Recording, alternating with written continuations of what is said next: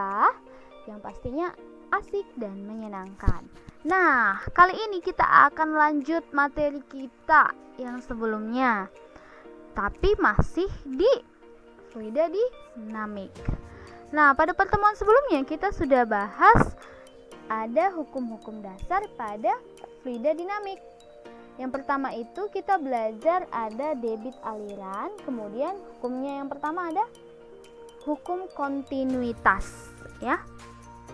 Maka di sini kita akan masuk ke hukum Bernoulli dan teorema Torricelli. Yuk kita bahas lebih lanjut. Nah, yang pertama kita akan bahas yang namanya asas Bernoulli, ya. Jadi asas Bernoulli ini dikemukakan oleh Bapak Daniel Bernoulli pada tahun 1700 sampai 1782. Jadi berbunyi apa sih asasnya ini, ya kan? Coba kita lihat. Ini ada gambar pipa dengan luas penampang yang berbeda-beda ya, Nak. Yang pertama luas penampangnya itu besar, sedangkan yang kedua luas penampangnya itu kecil. Oke? Nah, dari hukum kontinuitas yang sudah kita pelajari, kecepatan di sini akan lebih kecil daripada kecepatan di sini, karena kenapa? Karena luas penampangnya lebih besar yang di sini. Ingat apa bunyi hukum kontinuitas, Nak? Semakin kecil luas penampangnya, maka semakin besar kelajuan airnya. Jadi ini kan besar, berarti ini kelajuan airnya kecil. Sedangkan ini luas penampangnya kecil, maka kelajuan airnya besar, ya. Nah, yang jadi pertanyaan kita di sini, apakah tekanan fluidanya itu paling besar di titik yang kelajuan alirnya paling besar juga? Ayo.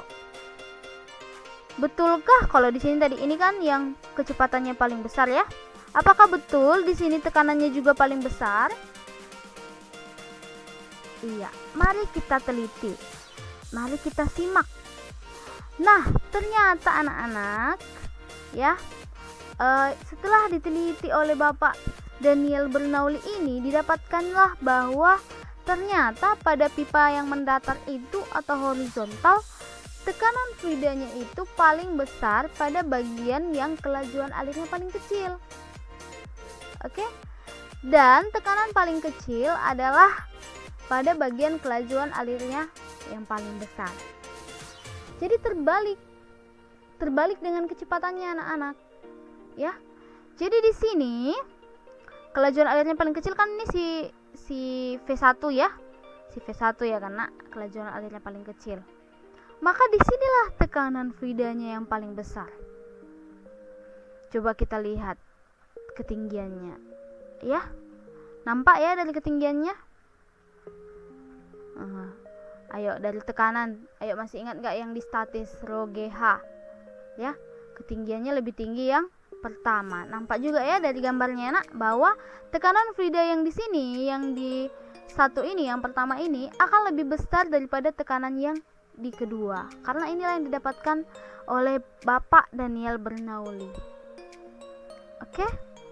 Jadi inilah asas Bernoulli, Nak, dimana kecepatannya itu berbanding terbalik dengan tekanan fluidanya. Oke, lanjut. Oke, penerapan asas Bernoulli dalam kehidupan sehari-hari. Nah, ini di sini Ibu ambil contoh satu saja, yaitu ada dua perahu bermotor berbenturan.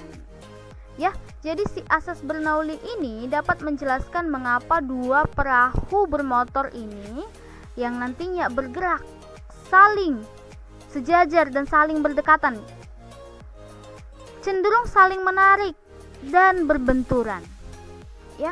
Jadi itu sering itu ya, kita lihat ya, kalau ada kapal dua buah gini kan, mereka berdekatan baru sejajar, cenderung akan saling tarik menarik dan berbenturan. Mengapa seperti itu, Nak?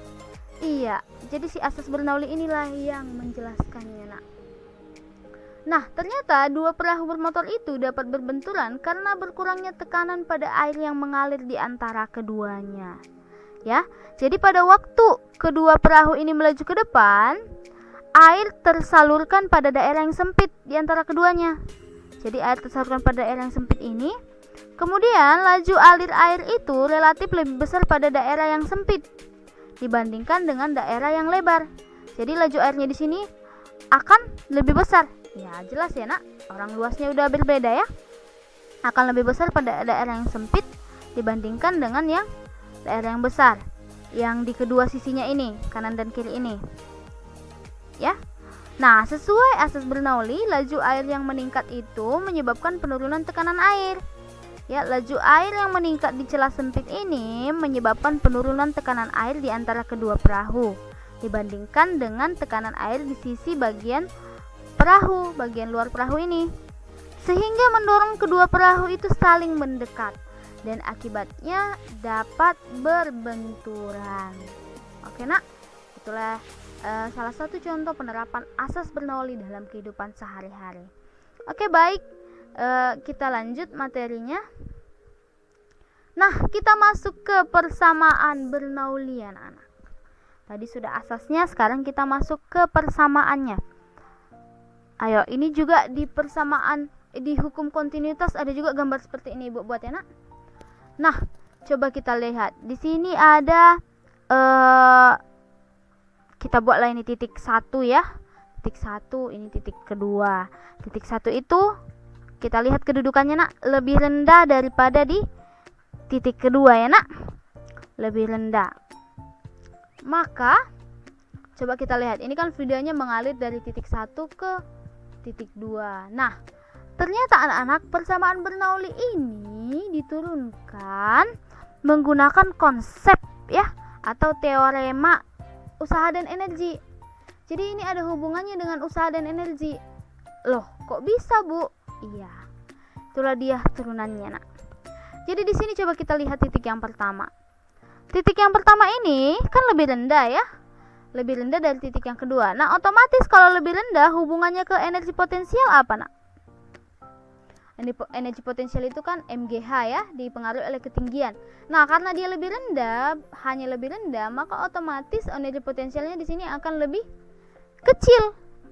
Lebih kecil di titik 1 daripada di titik 2. Karena kenapa? Ketinggiannya di titik 2 ini juga lebih tinggi. Ya.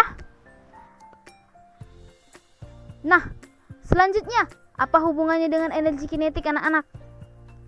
Coba kita lihat luas penampangnya. Nah, luas penampang yang pertama lebih besar daripada luas penampang yang kedua. Udah jelas ya? Maka dari hukum kontinuitas sendiri, ayo. Maka kecepatan fluida yang kedua ini akan lebih besar otomatis ya. Orang luas penampangnya sudah lebih kecil, ya.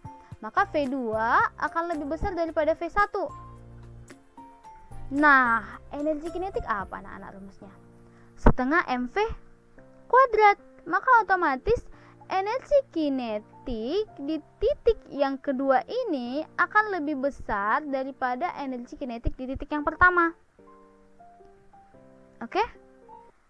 Nah, jumlah energi potensial dan energi kinetik adalah energi mekanik ya kan anak?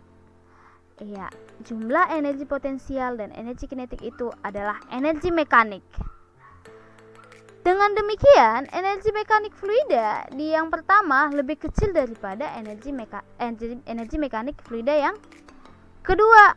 Nah, jika energi mekanik di yang pertama ini lebih kecil dari energi mekanik yang kedua, bagaimana mungkin fluidanya itu berpindah dari titik 1 ke titik 2? Ya kan? Mungkin nggak? Bisa nggak? Bisa tentu saja. Itulah yang kita gunakan, teorema usaha dan energi yang melibatkan besaran tekanan ya. Nah, melalui penggunaan teorema usaha dan energi tadi yang melibatkan tekanan ya. Maka di sini nak, si tekanan ini, si P1 ini, dia di sini mewakili usaha. Kemudian besaran kecepatannya ini, kecepatan aliran fluida ini, V, di sini mewakili energi kinetik. Kemudian nanti ini, yang ketinggian, besaran ketinggian terhadap suatu acuan itu, atau H, di sini ini mewakili energi potensial. Ya. Jadi di sini energi mekaniknya itu yang pertama akan sama dengan yang kedua. Atau P1-nya di sini ditambah energi kinetiknya. Nah, ini dari energi kinetik ya, Nak. Setengah mv kuadrat ya. mv kuadrat. Di sini kita ganti v-nya itu m-nya itu diganti rho, ya kan? Jadi di sini energi kinetik per volume maksudnya ya, Nak. Per volume. Maka di sini dapatlah dia menjadi rho. Ini juga kan energi potensial mgh ya. M-nya itu dibagi volumenya itu kan adalah rho. Jadi di sini tekanan di titik yang pertama ini ditambah energi kinetik per volumenya itu atau setengah rho V1 kuadrat ditambah energi potensialnya atau rho GH1 sama dengan tekanan di titik yang kedua ditambah setengah rho V2 kuadrat ditambah rho GH kuadrat. Itulah dia persamaan Bernoullinya. Nah, kita masuk ke hukum Bernoullinya. Jadi, hukum Bernoullinya ini menyatakan bahwa jumlah dari tekanan P, energi kinetik persatuan volume atau setengah rho V kuadrat tadi, Nak, dan energi potensialnya persatuan volume atau rho GH-nya tadi mempunyai nilai yang sama pada setiap titik sepanjang suatu garis arus pada pipa untuk aliran tunak fluida yang tak termampatkan. Nah, kalau ini aliran tunak dan tak termampatkan ini kan udah Ibu jelaskan sebelumnya, Nak. Ini dapat kita temukan di fluida ideal. Jadi, karena dia di setiap titik itu sama, memiliki nilai yang sama, maka P ditambah setengah rho V kuadrat ditambah rho GH-nya itu akan konstan atau tetap atau memiliki nilai yang sama untuk di setiap titik. Itulah dia hukum Bernoullinya. Nah, kita masuk ke dua kasus persamaan Bernoulli. Ya, untuk kasus yang pertama adalah untuk fluida yang tak bergerak. Nah, fluida tak bergerak itu adalah fluida statik ya, karena kalau udah tak bergerak berarti kecepatannya juga akan 0 ya. Maka V di titik yang pertama akan sama dengan di titik yang kedua akan sama dengan 0. Sehingga persamaan kita tadi, yang persamaan Bernoullinya itu, hilanglah dia, Nak, yang setengah rho V-nya itu. Karena kan V-nya udah 0. Ya, setengah rho V kuadrat itu. Ini tadi ya. Maka hilang, maka yang sisa apa? P1 ditambah rho GH1 sama dengan P2 ditambah rho GH2 atau P1 dikurang P2 sama dengan rho G. Nah, kita kurangkan H2-nya itu dikurang H1. Oke, yang kedua untuk kasus untuk fluida yang mengalir ya atau fluida dinamik dalam pipa yang mendatar. Nah, kalau udah mendatar berarti ketinggiannya sama. Maka kalau udah ketinggiannya sama, habislah dia yang energi potensial per volumenya atau rho GH-nya ini. Rho GH-nya ini dari persamaan Bernoullinya tadi akan habis. Berarti yang sisa tinggal apa? Yang sisa tinggal P1 tambah setengah rho V1 kuadrat sama dengan P2 ditambah setengah rho V2 kuadrat atau P1 dikurang P2 sama dengan setengah rho V2 kuadrat dikurang V1 kuadrat. Oke, kita akan masuk ke teorema Torricelli ya. Tadi sudah Bernoulli, sekarang tinggal si Torricelli-nya ini. Jadi si Torricelli mengatakan, Nak, bahwa kelajuan fluida yang menyembur keluar dari lubang yang terletak pada jarak H di bawah permukaan atas fluida dalam tangki sama seperti kelajuan yang akan diperoleh pada sebuah benda yang jatuh bebas dari ketinggian H. Maksudnya apa ini ya, Bu? Oke, nanti kita bahas lebih lanjut ya. Nah, ini yang paling penting. Ini teorema ini hanya berlaku jika ujung atas wadahnya itu terbuka terhadap atmosfer dan luas lubangnya itu jauh lebih kecil daripada luas penampang wadahnya. Jadi perlu diingat ya, Nak, teorema ini berlaku hanya untuk dua kondisi ini ya. Dua kondisi ini. Yang terbuka, yang wadahnya terbuka dan lubangnya jauh lebih kecil. Oke, ini dia. Nah, Misalkan, ya ini dia tangkinya. Misalkan sebuah tangki dengan luas penampang A1 diisi fluida sampai kedalaman H. Nah, ruang di atas fluida itu berisi udara dengan tekanan P1. Pada alas tangki terdapat suatu lubang kecil dengan luas A2. Dengan A2 jauh lebih kecil daripada A1 dan fluidanya itu dapat menyembur keluar dari lubang yang ini. Oke, inilah dia tadi maksudnya itu, nak. Yang ini ya. Menyembur dari keluar yang nenek-nenek, tapi yang terbuka dan yang jauh lebih kecil. Itulah dia ini ya. Kan ini terbuka ya, terbuka terhadap atmosfer. Oke. Nah, lubang yang di sini jauh lebih kecil daripada yang di A1. Oke. Lanjut. Nah, persamaan yang berlaku untuk kelajuan aliran menyembur ini dari lubangnya ini dengan debit. Maka yang pertama kita tetapkan dulu ya, nak. Yang titik 1 berarti yang di permukaan atas dengan kelajuannya itu V1 juga. Yang titik 2 itu P2 dengan kelajuannya itu V2. Oke. Setelah kita tetapkan variabel-variabelnya, kita masuklah ke penurunan rumusnya. Oke. Kemudian tekanan di P2 itu di titik 2 itu atau di P2 itu akan sama dengan P0. Kenapa? Sebab titik 2-nya itu berhubungan dengan atmosfer atau tekanan udara luar. Karena tadi kan berlubang ya. Kemudian kita ambil acuan ketinggian 0 di dasar tangkinya itu adalah H2 sama dengan 0. Kemudian penurunan persamaan Bernoullinya ini titik 1 dan titik 2, maka kita peroleh persamaan ini ya. Persamaan Bernoullinya tadi ya, nak. Oke. Nah, sehingga penurunannya itu nanti menjadi seperti ini. Nah, ini tadi persamaan Bernoullinya ya. Karena tadi P2 sama dengan P0 ya, H1 sama dengan H, dan H2-nya itu sama dengan 0, maka kita gantikanlah ke persamaan yang ini, nak. Maka P1 ditambah setengah rho V1 kuadrat ditambah rho GH ya, tadi H1 sama dengan H. Ditambah, nah P2-nya sama dengan P0, ditambah setengah rho V2 kuadrat, dimana H2-nya itu adalah 0. Maka didapatlah P1 dikurang P0 ya, kita gantikannya ke sini ya.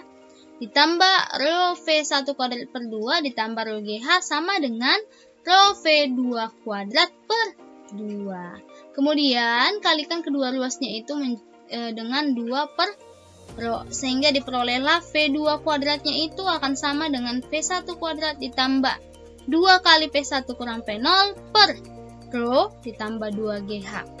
Oke, sampai di situ. Kemudian dapatlah tadi persamaan, nak. Yang tadi persamaannya itu. Nah, karena katanya A2-nya tadi jauh lebih kecil daripada A1, maka V1-nya di sini sangat kecil dibandingkan P2, sehingga dapat diabaikan. Oke, jadi sudah dapat diabaikan ini si P1-nya itu atau bisa kita hilangkan, sehingga persamaannya itu menjadi V2 kuadrat sama dengan 2 dikali P1 kurang P0 per rho ditambah 2GH. Jadi di sini kelajuan V2-nya itu bergantung pada perbedaan kedua tekanan atau P1 dikurang P0 dan kedalaman H di bawah permukaan fluida dalam tangki. Ya, jadi bergantung pada perbedaan kedua tekanan dan kedalaman H. Jika bagian atas tangki dibuka ke atmosfer, maka otomatis P1 nanti akan sama dengan P2. P1 akan sama dengan P0 maksudnya ya. Dan tidak ada beda tekanan atau P1 kurang P0-nya itu 0. Maka dalam kasus seperti ini, jika nanti bagian atas tangkinya itu dibuka ke atmosfer, maka V2-nya itu V2 kuadrat sama dengan, tadi kan ini udah 0 ya, nak. Otomatis kok udah 0 lah semua ya. Berarti tinggal 2GH. Dapatlah kecepatan di titik yang kedua tadi ya, yang di bawah yang dasar tangki itu didapat dengan rumusan akar 2GH.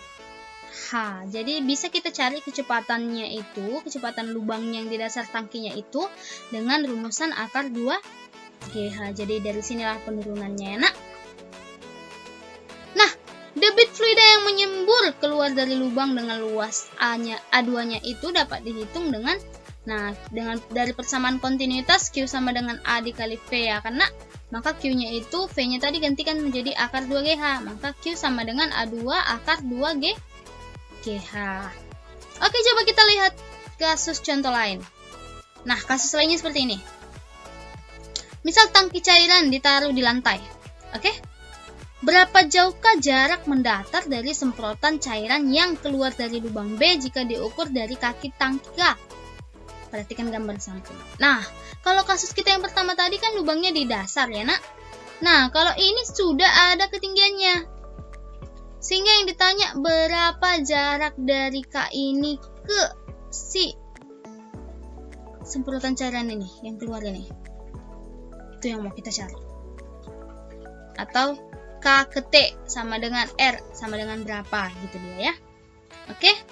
Ini lubangnya. Tadi kecepatannya akar 2GH udah kita dapat.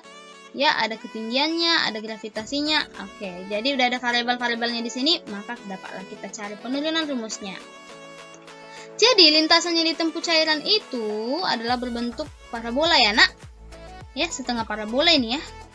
Iya. Dengan komponen kecepatan awalnya itu pada sumbu X ya. Pada sumbu X adalah V0 X atau V akar 2GH. Sedangkan pada sumbu Y itu nggak ada ya, atau 0. V0-nya itu 0. Nah, apabila titik B sebagai titik asal, oke, dan arah sumbu Y ke bawah, ya, ini dia arah sumbunya itu ke bawah, sehingga arahnya itu positif, maka, ayo ini dari rumus parabola, Nak, delta Y-nya itu sama dengan, ini di kelas 10 dah ya, V0Y dikali T tambah setengah A, Y T kuadrat dengan AY-nya itu sama dengan G, dan delta Y-nya itu sama dengan Y. Maka persamaannya menjadi delta Y sama dengan V0Y T tambah setengah AY T kuadrat dengan ini tadi ya. Maka Y-nya itu menjadi setengah G T kuadrat atau T-nya itu akar 2Y per G. Ini masih turunan rumus parabola ya, Nak. Oke. Nah, karena tadi tegak lurus, ini juga masih parabola, maka udahlah, Nak. Ini kan dari rumus turunan parabola. Maka R-nya tadi atau si KT-nya tadi, K ke T-nya ini, K ke T-nya ini, atau biasa nanti di soal itu X, berapakah jarak X gitu ya. Oke, maka dapat kita cari dari 2 akar H dikali Y, dimana hanya itu ketinggian permukaan air di atas lubang ya. Jadi ini ketinggian air di atas lubang, ketinggiannya ini ya, Nak, bukan dari sini ke sini, tapi dari sini ke sini. Oke, bisa dibedakan? Iya. Dikali Y. Nah, Y-nya itu dari mana? Y-nya dari lubang ke dasar. Ya. Kalau di buku kalian, di buku kalian ini dibuat ya. Iya. Tapi kalau di buku yang lain, mau nanti dia 2H kali H aksen gitu ya. Nah, nggak apa-apa. Sama aja. Yang penting kalian bisa membedakan antara H dengan Y ini atau antara H dengan H aksen. Oke, Nak? Oke, Y itu dari kedalaman dasar di bawah lubang. Itu dia. Oke, sekian materi kita hari ini. Ibu ucapkan terima kasih atas perhatiannya. Sampai bertemu di pertemuan kita selanjutnya. Selamat siang.